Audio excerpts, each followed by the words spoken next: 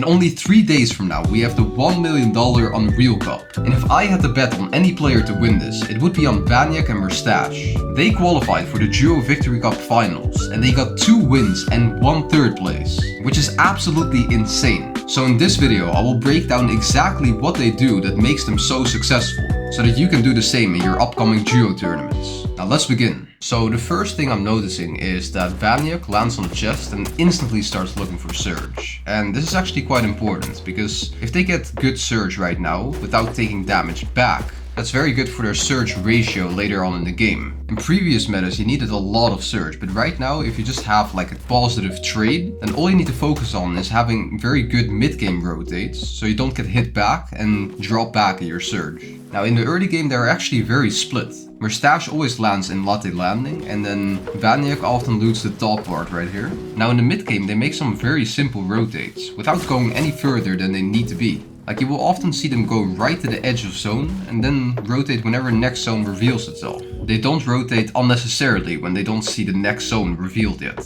And I think this is pretty important for their Storm Surge, because if they get tagged at any point, they will drop back below on Surge. And that's actually what happens in their first game, because one thing I noticed is that on the 4th, 5th and 6th zone, that seems to be their biggest struggle, because they get tagged a lot on these rotates. And in the first game this actually meant that they went below on Surge. But since they were so stacked to begin with, they were always pretty chilling. Now in their first game they definitely wanted to play for height. And when some other team landed all the way on top of the big trees, they actually spent like a solid minute just spraying the trees. And eventually this actually did chop those players, but of course they had wingsuits and they were easily able to get off. Now here's how they fight for height and play out the rest of this game.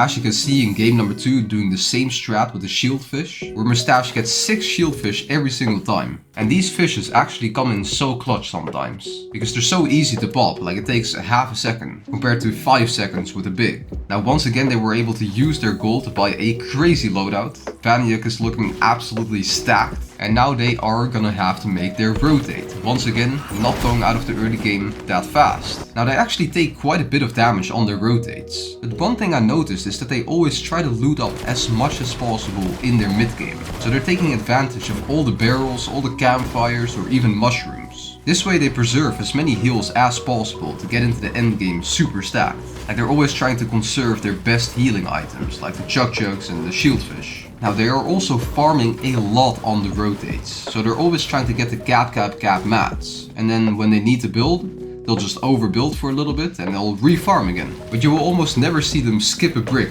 or a tree. Like they'll always just farm everything they see. Half the time it doesn't even look like they're scouting. They just rotate, and if they get beamed, they just box up, they just build some walls, and they'll just heal up. It just seems like they're confident in the fact that they can get more loot later. Now in game number 2 they make a crucial mistake. So first of all, Vaniac gets beamed, and he doesn't heal up. And then he starts to go towards the vending machine, and there was a team camping there. And I'm not sure if he was aware of it, but he got tagged to 1 HP, and so did his teammate Merstach. Now somehow, I think because the third party rolled up, they were able to survive, but they got so close to dying right there. Now of course Merstach instantly popped his shieldfish, so he's at least 80 HP. And then right here you will see exactly what I mean with they're trying to preserve as many heals as possible. Vaniac is 30 HP. Merstach is basically 90 HP, and instead of using their heals, using their choke, they will actually risk going back to the vending machine where the team was camping and got them to 1 HP, and they're still going to try to reuse those heals. Now eventually the team ends up disengaging, which is lucky for them, but this is such a risky play in my opinion.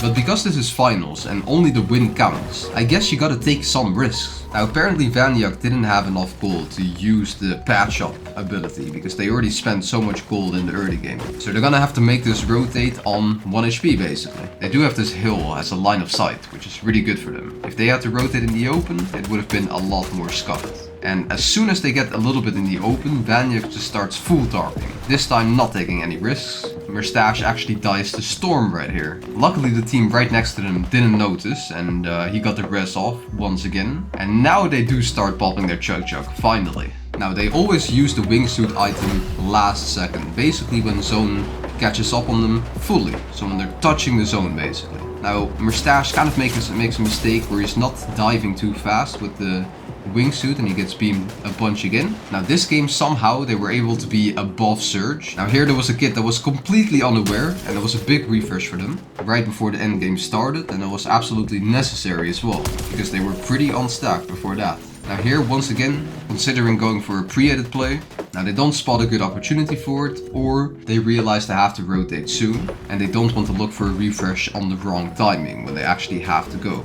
Now height is somewhat established and like they could still go for it eventually if they want, but for now they're boxed up on low ground. Now there seems to be a solo, they could pre-edit on this team, so I'm pretty sure Vaniac gets a pre-edit here, yeah. Now unfortunately they don't get the wall and the solo escapes. Now here they do a nice play where they see a team run out of their box, but because zone expands in that same direction, they might just go back in the box, and then Merstach and Vaniac are waiting for them in their tarp. This is a strategy that I've seen a lot of pro players do, and sometimes it leads to good opportunities for kills, and sometimes they just don't come back, and it's a bit of wasted time trying to jump in the box, but they mistime the pickaxe swings. Now eventually they do get in the box and they get the kill. Now in the previous game we saw them win from height, but right now they're still on ultimate low, and they're claiming low ground in a very early zone. Now they see a refresh opportunity once again, a knocked body, the other solo escapes. One thing I noticed is that Merstach is so good at following rotates. Like you almost never see him fall behind or be in a completely different spot.